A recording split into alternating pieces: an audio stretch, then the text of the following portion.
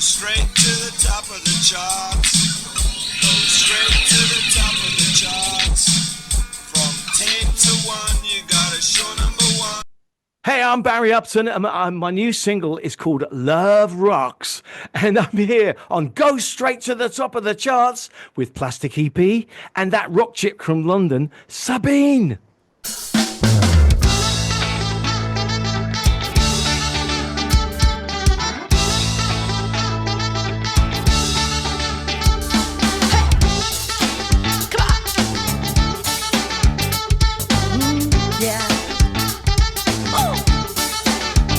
Life's a gas, I really think so. Every day is something new.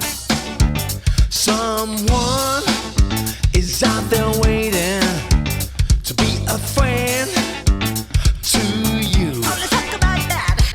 All you gotta be is open to the opportunity. Take a chance on romance and let the what will be. Cause if the stars are aligned and the cards you're dealt are kind, fall in love, yeah, fall in love. Cause love rocks, yeah, love rocks. Love rocks, yeah, love rocks. Love rocks, don't deny it. Love rocks, I ain't lying. Ain't no doubt about it, love rocks.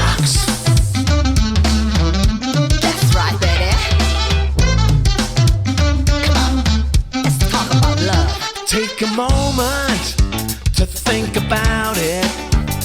What direction you wanna take? Going down and keep complaining, or move on up to find a break. All you gotta be is open to the opportunity. Take a chance on romance and let the what will be. Cause if the stars are aligned and the cards you're dealt are kind, fall in love, yeah, fall in love. Cause love rocks, yeah, love rocks. Love rocks, yeah, love rocks. Love rocks, don't deny it. Love rocks, I ain't lying. Ain't no doubt about it, love rocks.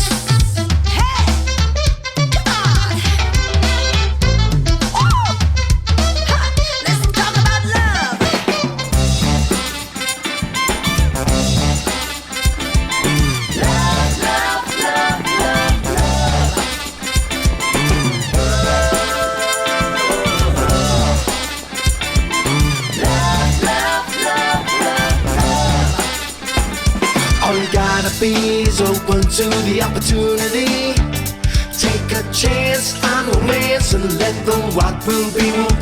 Cause if the stars are aligned and the cards you're dealt are kind, fall in love, yeah, fall in love. Cause love rocks, yeah, love rocks. Love rocks, yeah, love rocks. Love rocks, don't deny it. Love rocks, I ain't lying. Ain't no doubt about it, love rocks. Oh, love rocks, baby. Love rocks. Yeah. Hey. Love rocks. Let's talk about love. Ain't no doubt about it, love rocks. Hi everyone, it's Plastic EP coming in from Melbourne, Australia. And let me tell you, we've got a fantastic guest, Sabine. Sabine, you are the rock chick of the UK, and I always say, Sabine, where you been? And of course, you've been out there meeting celebrities, going out to events. How's that going? Yeah, well, I'm here, there, and everywhere. I mean, you can't avoid me. I'm the girl about town. I'm the rock chick about town. We've got a fantastic guest, right? Barry Upton has got a fantastic song, Love Rocks, and the guy rocks. And he's coming in from overseas. We won't give you a location, but all I want to say is it must be nice out there. And you're rocking out there as well, Barry, aren't you? I am always rocking here. It's always sun shining, although it's evening time now. But the sun has been shining. We had a little bit of rain, which is very unusual. And today is Songkran weekend, which is the Thai New Year. So everybody's out throwing water over each other. And that's what happens over here. The Thais are crazy, and any excuse for a party, they're there. It's a lot of drinking going on and a lot of water throwing, and they do it with pistols as well. With One big the party, guns. isn't it, Barry? It's a fantastic party, and Thais are lovely people. I've been living in Thailand now for 15 years, and I just love it here. This is my home. Right. Now, I want to talk about Love Rocks, right? We just Okay. played this song, and to me, it does rock. And to me, Yeah. it's very catchy and Yeah. it's out there, and we're right behind it. We want to see it go in the Heritage Chart in the UK as well. We Yeah. want it going everywhere around the world. We want it charting. So we That'd just be wanted to fantastic. tell you today that we've picked up your song. We like it. And I've got a radio show in the UK and I'll be playing it.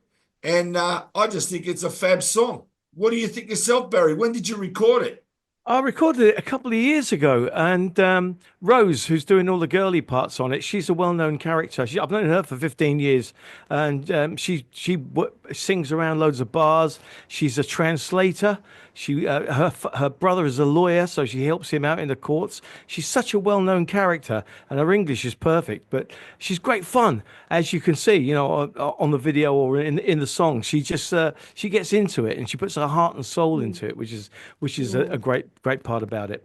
And also, whenever I do this song live, it goes down really well. So you are right, it does rock. I've listened to a lot of your tunes, as you know, and the thing is that they're very upbeat, they're very happy, very jolly, Yeah. just like feel good tunes, Barry. I mean, that's been your kind of thing, hasn't it?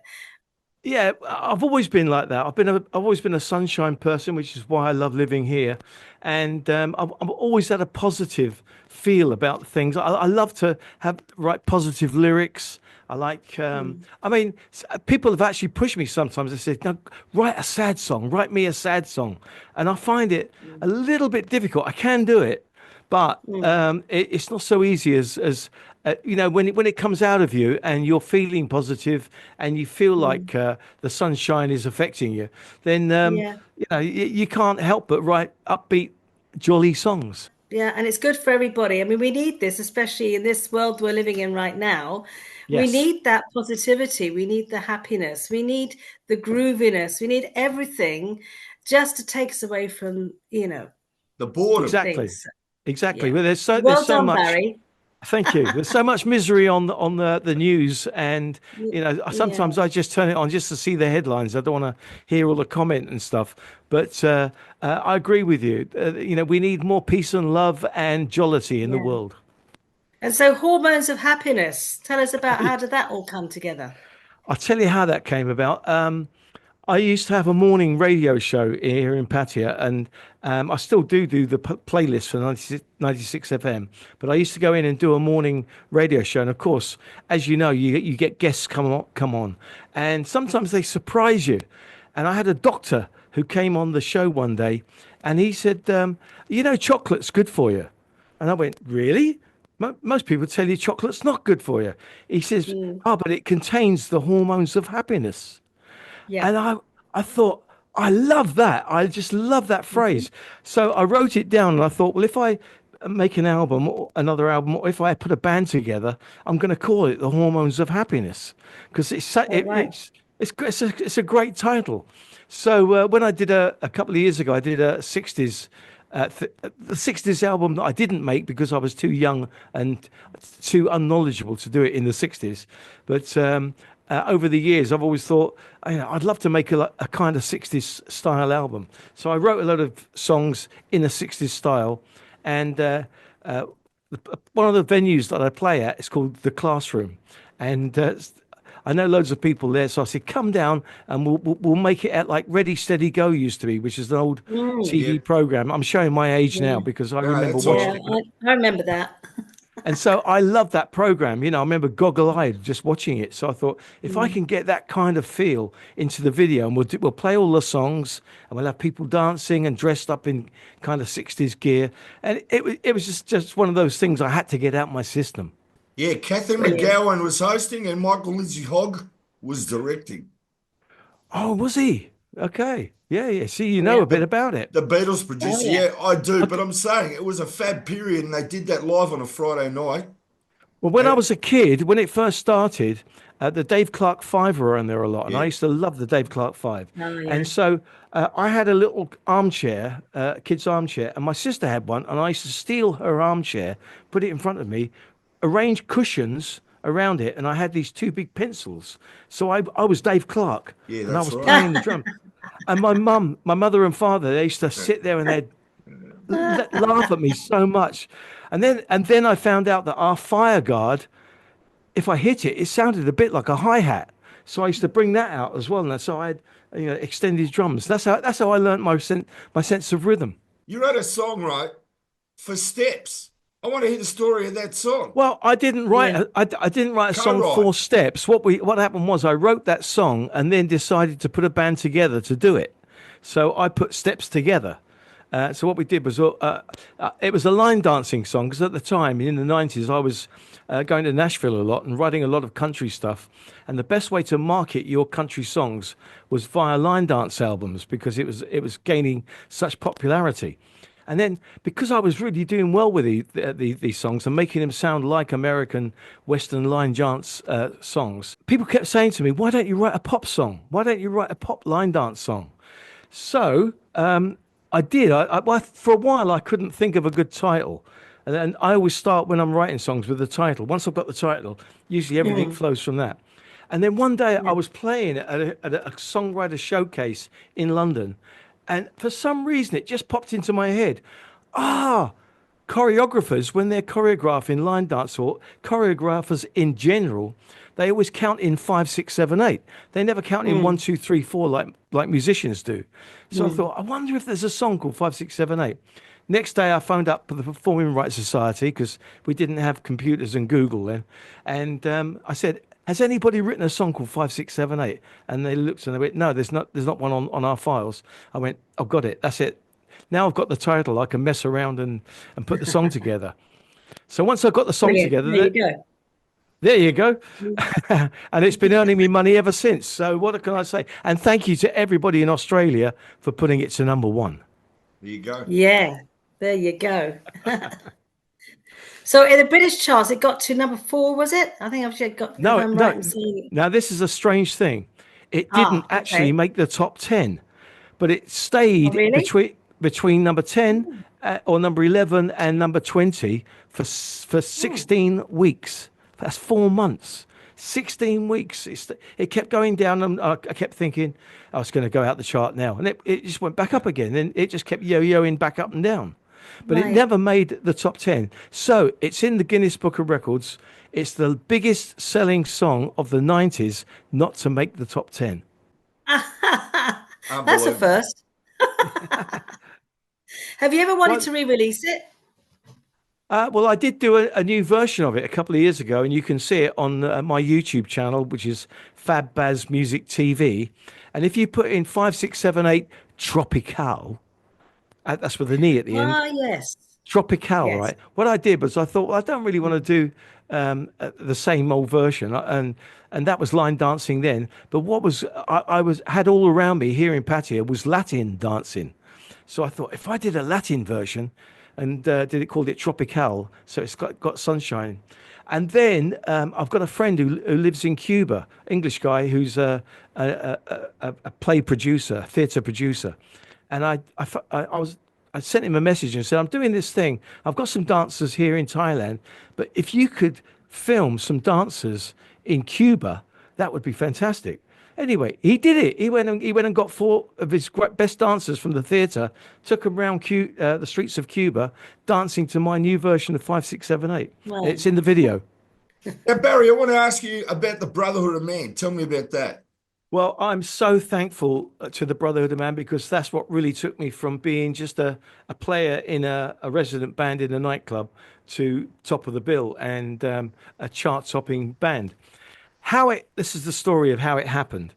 I'd already got a record deal with a band that I was playing with, a resident Mecca band, and it was State Records. It was run by a guy called Wayne Bickerton, who he wrote all the Rubette songs, and he had Yes. this. Wayne He had Bickerton. We know he had- him, don't we, Plastic? Yeah. Yep. Well, he was a lovely guy, and he seemed to like me. He seemed to like my writing because when he released the single, It was both my songs, the A and the B side. Then this band split up because the album didn't really take off and it didn't get sold anywhere. I said to Wayne, "Can I still keep bringing you some material?" And he said, "If you want, I'll give you some studio time." So his beautiful studios, Odyssey Studios, had Studio One, Studio Two, and he'd let me use Studio Two if it wasn't being used. And so in Studio One, there was always bands like The Who, Kate Bush, Thomas Wow. Dolby, The Hollies. So you'd have to go and knock on the door and say hello, wouldn't you? Yeah, of You know, course. Of and course. that's what I did all the time. And one day, and I was always polite. I didn't outstay my welcome or anything like that. Mm. Just wanted to be polite and say hello, blah blah blah. Yeah. And one day it was the Brotherhood of Man, and I walked in there and said hello to them, and they really were so warm. And they said, "Oh, come in, come in. Would you like a cup of tea or would you like a drink or something like that?" And little did I know, which I learnt later on, that one of the guys wanted to leave the group because he had a family and the band were touring all the time. They're in such high demand. So he wanted Mm. to leave, but only if they found a suitable replacement. So they were quizzing me. What are you doing in the next studio then? Are you right? Okay. And you play guitar. And I said, yeah, I'm in at Bailey's nightclub in Watford, which there isn't. Oh, Oh, we're top of the bill there in a couple of weeks' time. So when they were there, Martin, the other guy in Brotherhood, he was up in the lighting gantry taking pictures to show the manager that, I would fit the bill. So next minute I got asked to do an audition and I thought there'd be loads of people for the audition, but I went mm. anyway. But I was the only person they auditioned.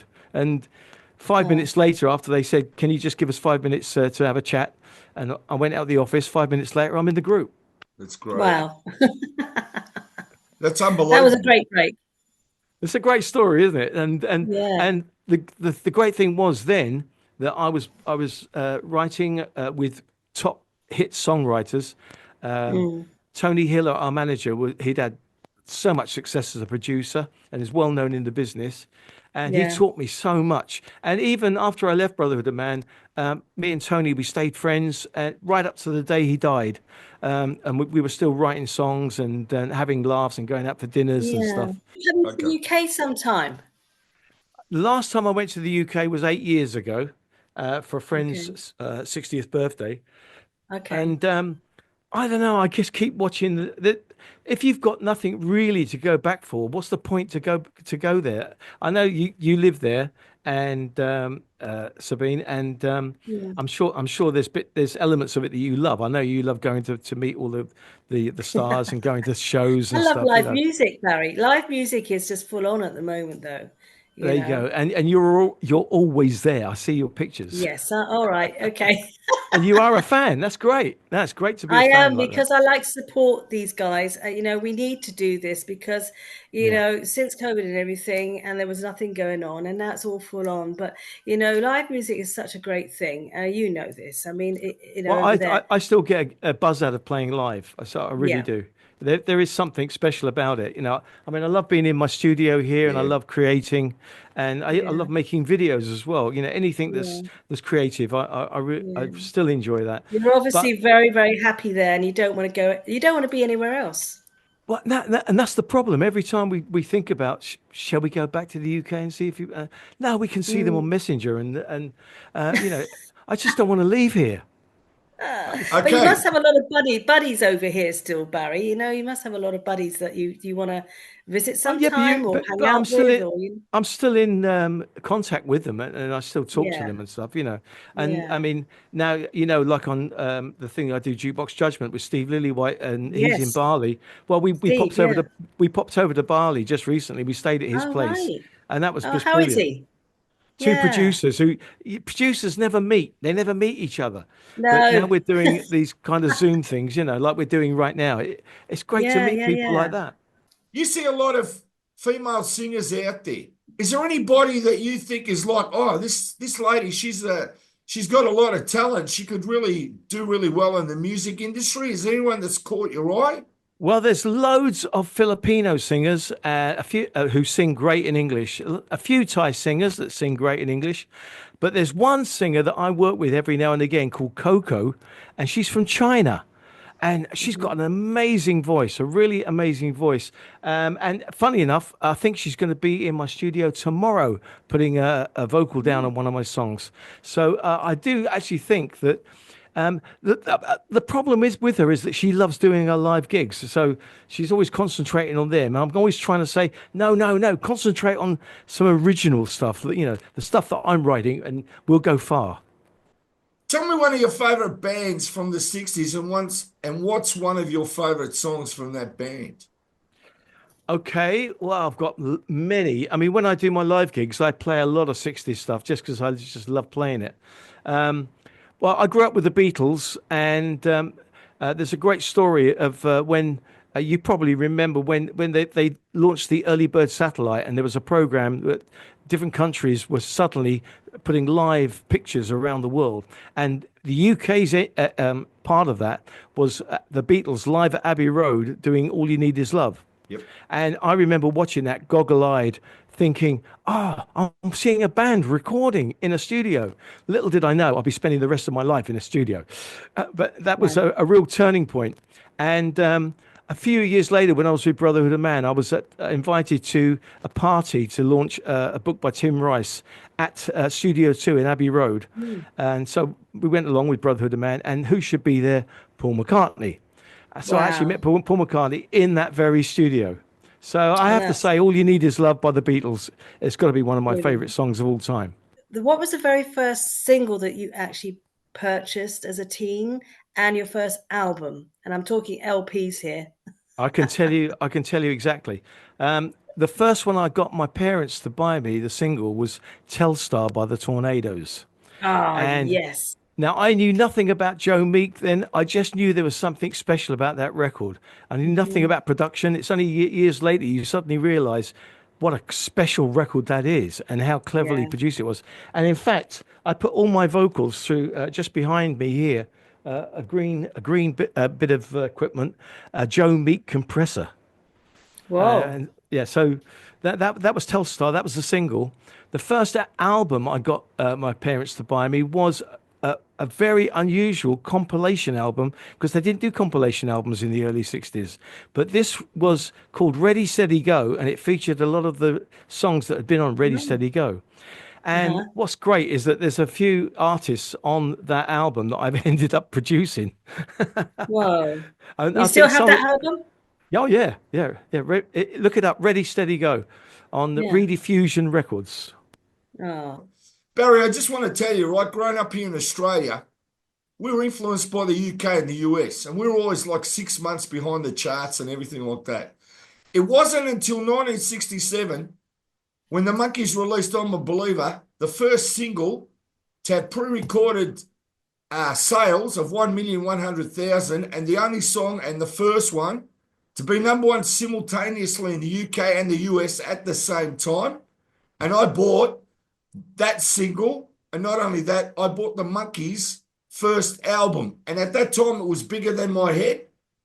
I was about 8 years old, and I was going around asking people, can you play my album? And of course the older kids were Beatles fans. Well, I've got a picture that when I've told you about that story about Abbey Road, well, of course, we all had to line up, and Cliff Richard was there, and police, and all kinds of people that had number one. The book was called 500 Number One Hits.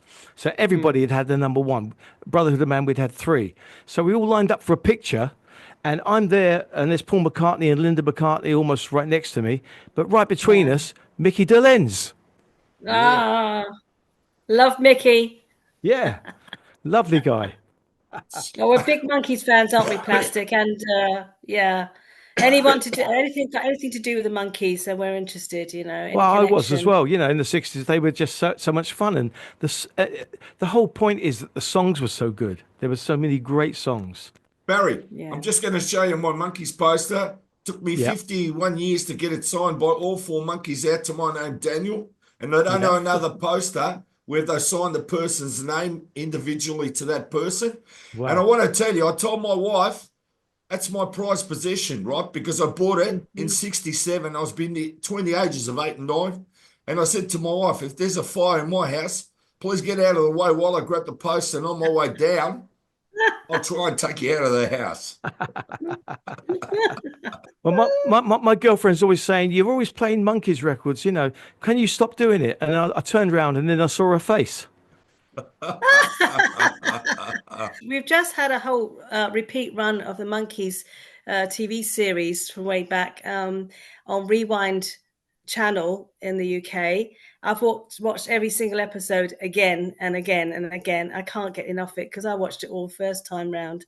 Yeah, And you know, it has a special thing for me because I met and got to know Davey very well. right. And I've met Mickey a few times as well. But I have all the albums, I have everything. So, but nothing signed. Oh, apart from a picture from Davey, which he sent me from Beavertown. That's my prize thing. So, I met yeah. David in Cannes at a Medium Festival once, Hmm. and he was picking up some award for.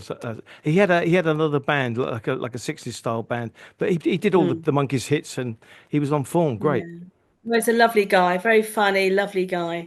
Yeah, Barry, I just want to congratulate you on a fantastic single, Love Rocks. And I want the world to go out there and actually rock because it's that good. And I like the way you got Love Rocks with a Z on the word rocks. It makes it Yeah. stand out. And once you What? hear that song and watch a video, I can tell you, you don't stop singing it. You join in. That's how great that That's single good. is. Great. That's exactly what I'm trying to do. Get people to sing along. I love on the radio station if there's songs that you can sing along when you're driving along, you know. Mhm. So I try to make it like that. But Yeah. the misspelling, I love doing that on titles ever since Prince started doing it. So I'm a big Prince fan. And Slade, they did that too, didn't they? They did Yeah. it. That's right. You're Yeah. actually they were the first. You're right. They I put just met Noddy Holder. come on feel the noise Z Yeah. instead of an S. Yeah, that's Yes. right.